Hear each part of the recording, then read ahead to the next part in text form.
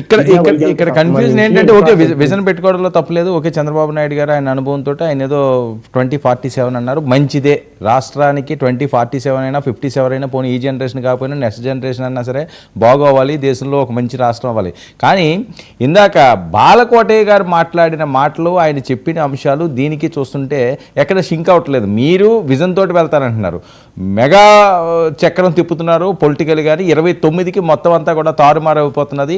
కాపు సామాజిక వర్గం అధికారాన్ని చేపట్టబోతున్నది. ఇప్పటివరకు రెడ్డి అలాగే కమ్మ వీళ్ళ చేతుల్లోనే ఉన్నది.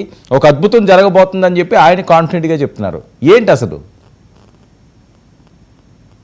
ఇప్పుడు ఇప్పుడు చౌదరి సామాజిక వర్గం లేకపోతే కమ్మ సామాజిక వర్గం జనాభా ఎంత? 3%తో వాళ్ళు రాజ్యాధికారాన్ని చేపట్టగలరా?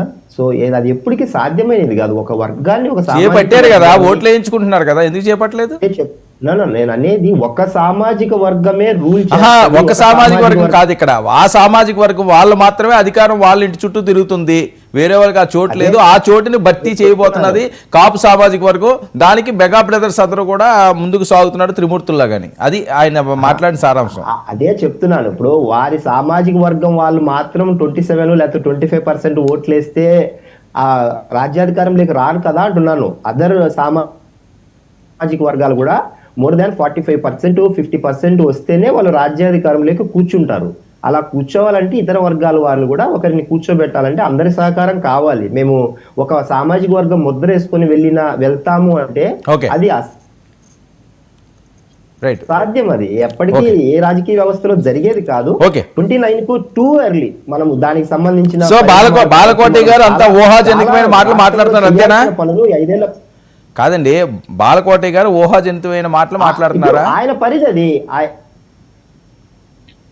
ఇప్పుడు ఆయన ఒక ఇండివిజువల్ పర్సనాలిటీ, ఆయనకంటూ కొన్ని అభిప్రాయాలు ఉంటాయి. అభిప్రాయాలు కాదు, ఆయన జర్నలిస్టు అన్ని ప్రభుత్వాన్ని చూసి వచ్చిన ఆయన అవగాహన లేకుండా ఆయన ఏమి ఆషామాషిగా ఆయన ఏది వదలడు.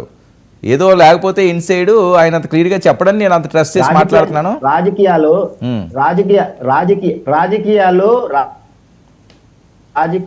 Always dynamic. ఈ రోజున్న రాజకీయ వ్యవస్థ రేపు ఉండదు. కాబట్టి ఎప్పుడో 5 ఏళ్ల తర్వాత జరిగే రాజకీయాలను మనం ఈ రోజు ప్రెడిక్ట్ చేసుకుని నీళ్లు పారేసుకున్నట్టు ఉంటది. ముందు మన రాష్ట్రాన్ని డెవలప్. ఓకే, ఒక్క నిమిషం వివేక్, మీ ఇద్దరికి సమాధానం చెప్పాలి కాబట్టి ఆయనకి టైం ఇవ్వాలి కాబట్టి. శేఖర్, నమస్తే అండి వర్మ గారు. మీకు ఆంధ్రప్రదేశ్లోనే కాదు దేశంలోనే మెగా షో మొదలయ్యింది. మెగా బ్రదర్స్ అందరూ కూడా రఫాడించబోతున్నారు. టీజరే మాత్రమే రిలీజ్ అయింది, ముందు సినిమా చూస్తే మీ అందరికీ చుక్కలు కనిపిస్తాయి అన్నది. అది బాలకోటయ్య గారి పర్సెప్షన్ ఏమో సార్. బాలకోటయ్య గారి పర్సెప్షన్